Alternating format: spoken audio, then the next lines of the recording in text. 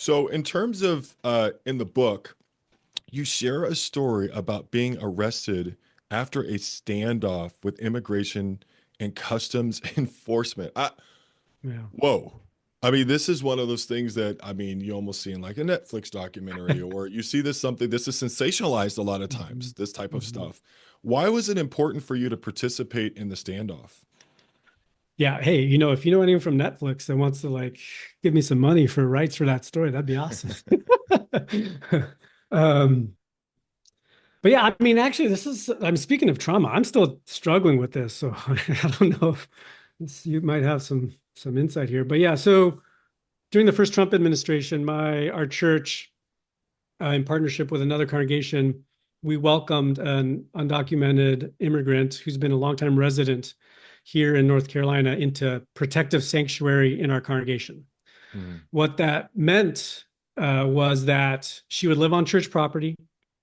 We would provide everything she needed to survive on church property, groceries, laundry, health, finding doctors to tend to her needs, and also accompaniment so that if ICE did show up, we would be there to make a fuss about it and to prevent them however we could, non-violently, from mm, taking her away. Her name is Rosa del Carmen. mm, She lived at church for 2 years.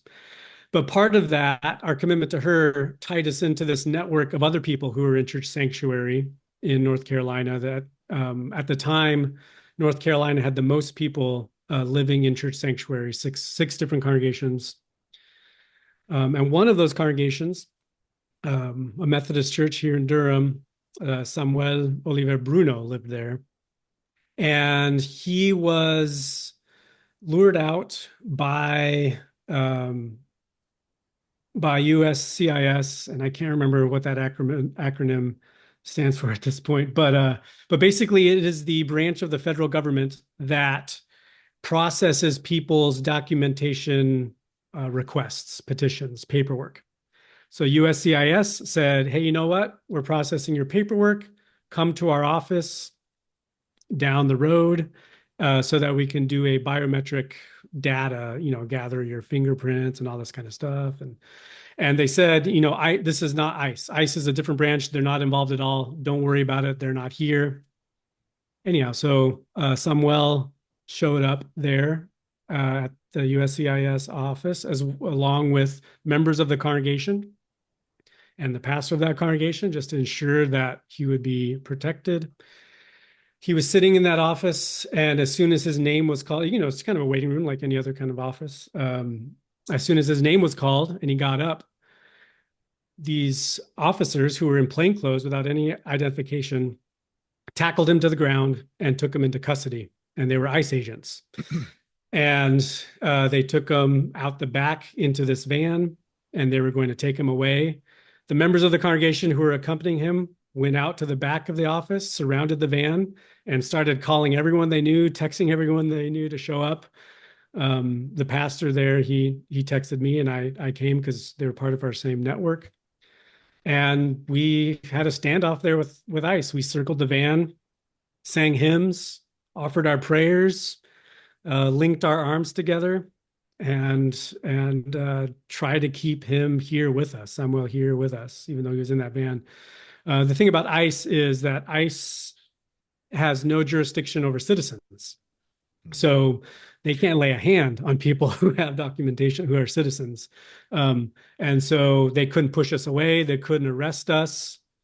And so they were negotiating with the local law enforcement agent there, the city police chief, to come and arrest us. So after several hours, finally, the local law enforcement police decided to do ICE's bidding and arrest us all, pulled us away, put us in zip ties, took us to jail where we were incarcerated for the day, and then let out on bail later on.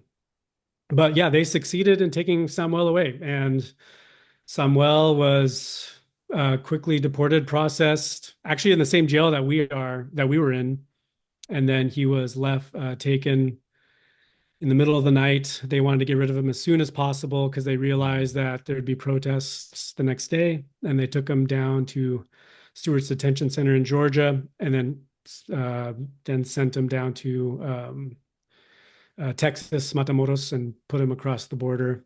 He lived there. So Samuel has a son and a wife here in North Carolina, and who have documentation status. And so he was separated from them, lived there in Mexico, and ended up dying tragically in a car accident, Ooh. um, away from his wife and child. And it's just I mean, I still think about it, and it troubles me so much. Actually, tomorrow I'm gonna go visit his widow, and son. They live a couple hours away from me, and Mm. I don't know, if we just sit and talk and reminisce and try to process it all. It's hard. It's a wound. It is a wound in our spirits.